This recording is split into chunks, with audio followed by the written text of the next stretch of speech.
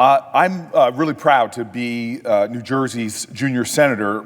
Even more so, I'm proud that I've called Newark my home for most of my adult life. I can talk about my community for week's end. I know the president and presiding officers heard me talk about Newark for some time. It's an incredible community where we do not mistake wealth with worth. We know the value of goodness and decency. And a lot of my members of my community in the city of Newark are black and brown folks. And the special relationship they often have to their hair denotes deep cultural traditions.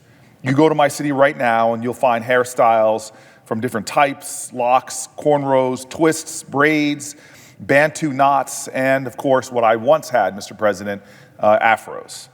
You will find barbershops and hair salons aplenty that are dedicated to the upkeep of these beautiful hairstyles. One of my favorite things to do is to go to barbershops, to sit in community with folks and connect.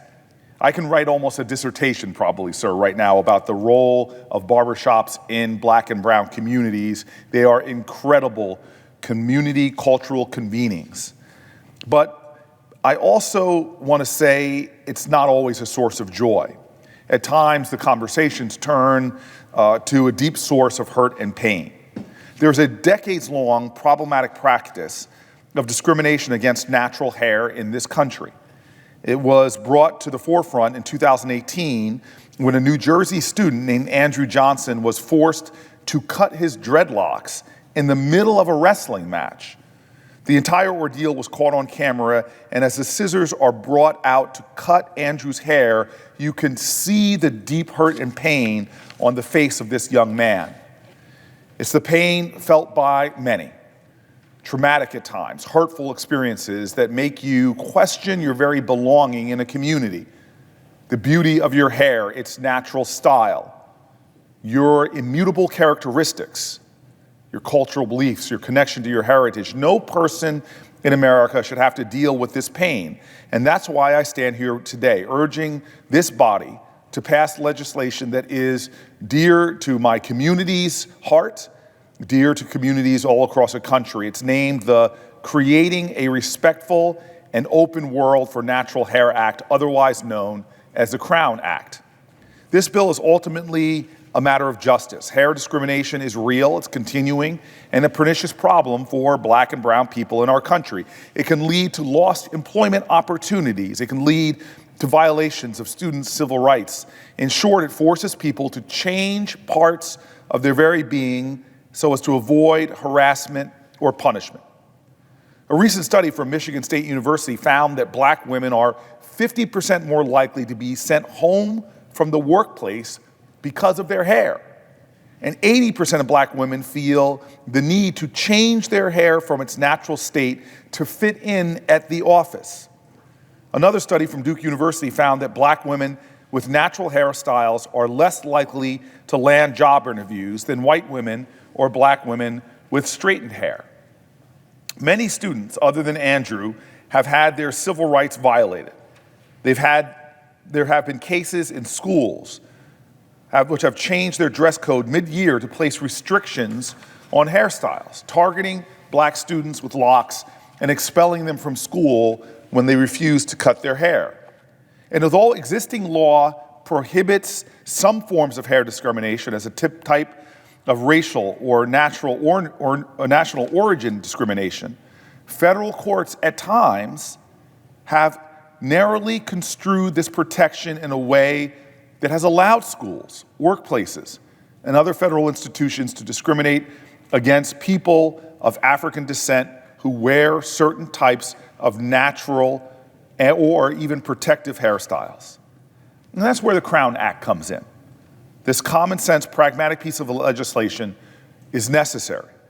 This legislation just clarifies the discrimination based on a hair texture or hairstyle that is commonly associated with a particular race or natural origin, including hair that is tightly coiled or tightly curled, locks, cornrows, twists, braids, Bantu knots, and afros, is a prohibited form of discrimination. Since the moment I first introduced the Crown Act with members of the Congressional Black Caucus, who I am grateful for their work and leadership, we've worked to build more support. In the House, this bill passed with broad bipartisan support because of the strength of the lead of my colleague and friend from New Jersey, Congresswoman Bonnie Watson Coleman. Here in the Senate, Senator Collins has signed on to the bill, making it a bipartisan effort. And it's an effort that replicates what has already been done in 19 states, so-called blue states, such as mine or California, to so-called red states like Nebraska, Tennessee, and Louisiana. At its core, the Crown Act is a common sense policy. It is legislation that further protects the civil rights of Americans, but on a more profound and deeper level, it is a celebration of what makes up the wonderful fabric of our nation, the rich cultural diversity and the connections people have to their very identity. We know the significance that hair plays for the communities that make up the diverse American fabric. For Black folks, hair is rooted in stories of strength and resistance. During the time of slavery in Colombia, hair braiding was used to relay messages, including as a way to signal that one wanted to escape the lash of bondage. As one person eloquently described, the hair of Black women is a crown that tells a story of struggle, triumph, pain, pride, and comfort.